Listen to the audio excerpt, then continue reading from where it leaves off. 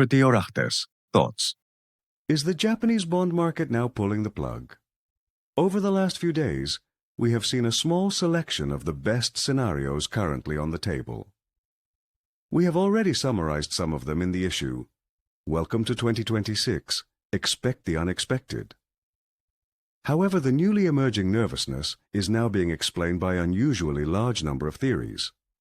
Apparently, everyone is allowed to have a go. So let's take a closer look at a few of them.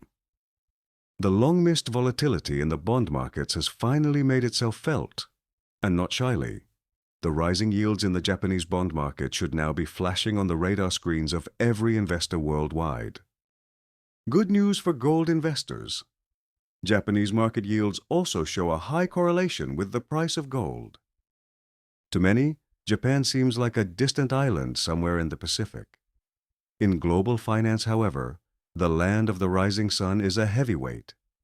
Over the past 30 years, yen carry trades have been used to take out enormous loans in yen at extremely favorable terms in order to park this capital in U.S. treasuries or stocks, among other things, with higher yields. And since we are not talking about a few billions, but trillions of U.S. dollars, it is hardly surprising that U.S. market yields and the Japanese yen have a very close relationship. These yen carry trades led to market yields being depressed by massive purchases of U.S. bonds, while U.S. equities benefited from abundant cheap liquidity. But the days of cheap yen are over. The trades are no longer being extended, which should logically have the opposite effect: rising U.S. yields and selling pressure on U.S. stocks. We saw the first taste of this yesterday, and not just on Wall Street. Sentiment has been fairly neutral recently. In other words, ripe for being pushed in either direction. The media now believes that U.S. President Donald Trump's desire to annex Greenland is responsible for the sell-off in stocks and bonds. Let's take a closer look, because the Greenland story is not as simple as it is portrayed in the media. Geologists suspect that Greenland has significant deposits of rare earths. These are indispensable for modern electronics, and around 90% of them are currently refined in China. As we have mentioned several times before, we are on the threshold of a new era in which artificial intelligence and the computing power of quantum computers will converge. This is precisely why the big high-tech companies are investing so aggressively. They know exactly what lies ahead. Data centers are only the first step. The combination of AI and quantum computing will change our world so dramatically over the next 5 years that the winner of this race will effectively gain global power. It is therefore less a race between companies and more a race between governments. That is why the investment sums involved are almost irrelevant. If the U.S. is denied access to the necessary metals, it risks losing this race. This cannot be allowed to happen because nothing can be expected from Europe, and the only alternative would be for China to set the economic and political pace for decades to come. Not every investor may be aware of this, but the market seems to have understood it very well. Just look at the movements of individual sub-sectors in recent months and years.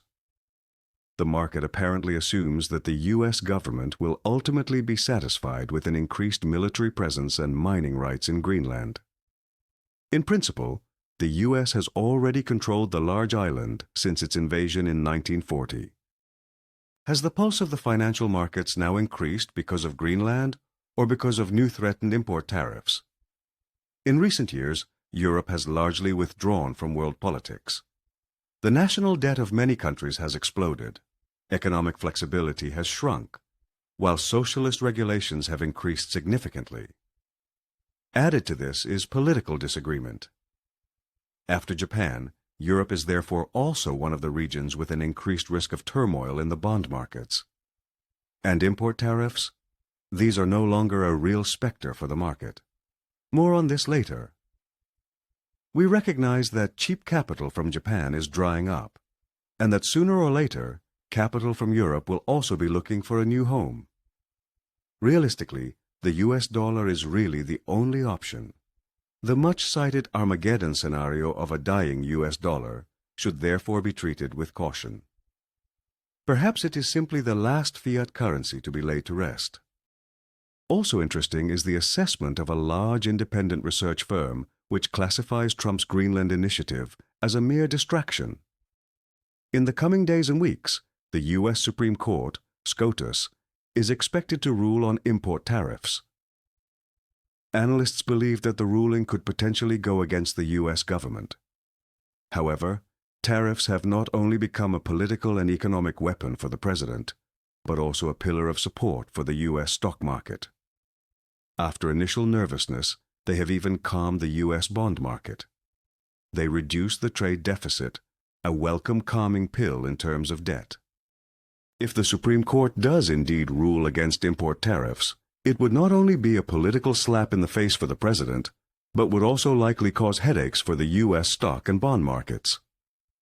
The reputation of U.S. government bonds as a safe haven would suffer further, a circumstance from which gold is likely to benefit once again.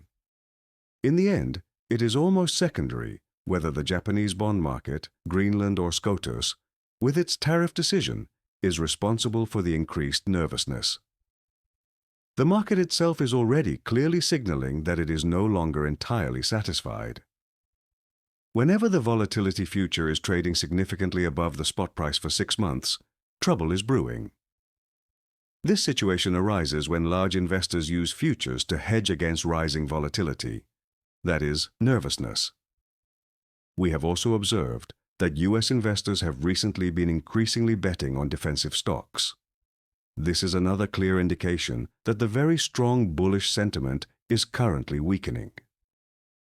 Many investors still have the impression that the U.S. stock market has performed excellently in recent months. In reality, however, it has been weakening since November.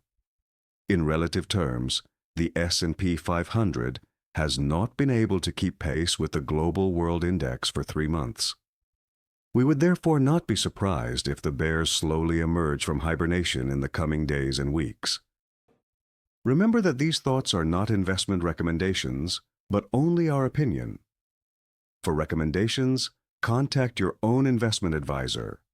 Don't forget to give us a thumbs up below to help us keep creating this great content for you. And don't forget, if you register directly on our Substack website, you will receive my next thoughts at least 1 day earlier. Check out the Substack link in the description, and best of all, it's free. I wish you great success with your investments and see you for our next market update.